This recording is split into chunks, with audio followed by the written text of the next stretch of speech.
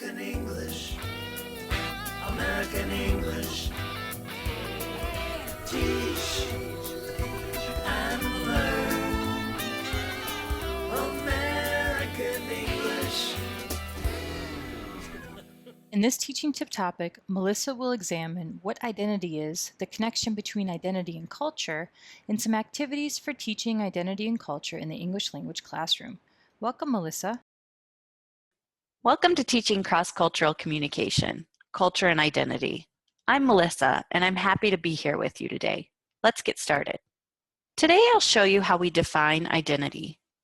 We'll make a clear connection between identity and culture, and I'll offer some activities to use in teaching identity in relation to culture. Our identity is what makes us unique, and each of us is made up of many different aspects that contribute to a unique identity. Here are a few aspects that make us individuals. We are each so different from one another. For example, a few of us might share religion and education, and so we might think that we would have similar opinions. However, think of all the ways that we are different. It would only be natural that in communication, our differences would have us acting differently as well. In teaching culture and identity, we get away from language, and many teachers find it difficult to justify making the connection between culture, identity, and language in the classroom. I strongly believe that if we are to be successful communicators, we must not only understand others, but also ourselves. For this reason, I will present some activities that can help your students make the connection between culture, identity, and language. Who am I? This activity is great in that it gets students thinking about who they are and who they want to be. As they recognize the differences among themselves, they can be directed to think about how these differences contribute to different behaviors, beliefs, and attitudes. The goal of the activity is to support self-discovery through brainstorming and self-reflection by writing and discussing.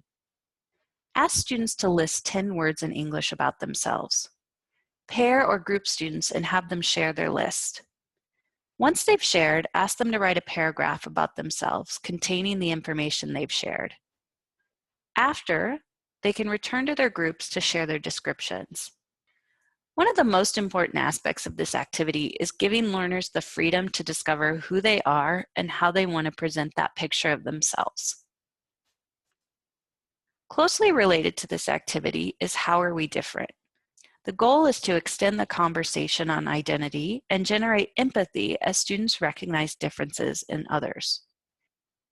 But what I find particularly useful from this activity for exploring identity comes from the attached worksheet.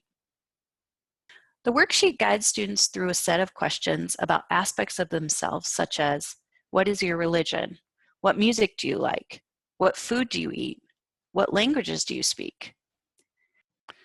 Questions about identity that might be relevant to some settings might not be relevant to others.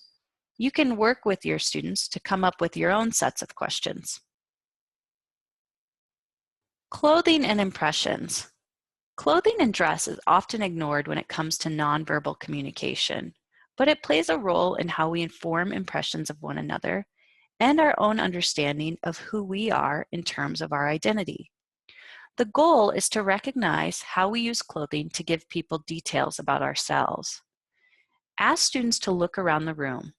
What can they tell about each other based on what they are wearing? Give students a list of people. Have them work in groups to generate clothing each person might wear to show who they are. Student, doctor, manager.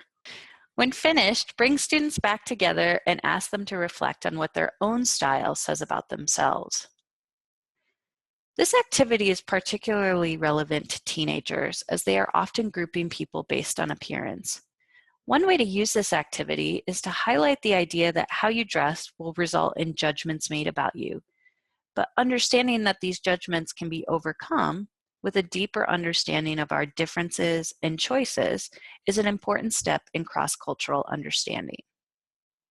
Final thoughts on teaching cross-cultural communication. Teach students to ask questions.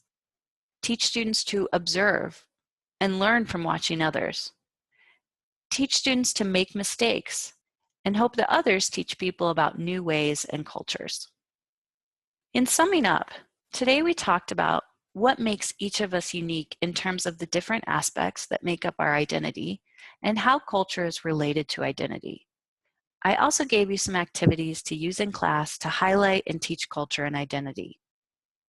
Thanks for joining me today. I hope you enjoyed this video as much as I did and will be able to use some of these ideas in your classes. To check out other great teaching tip videos, be sure to subscribe to our American English YouTube channel. You can find resources for teachers on the American English website, and if you haven't already, be sure to like us on the American English for Educators Facebook page.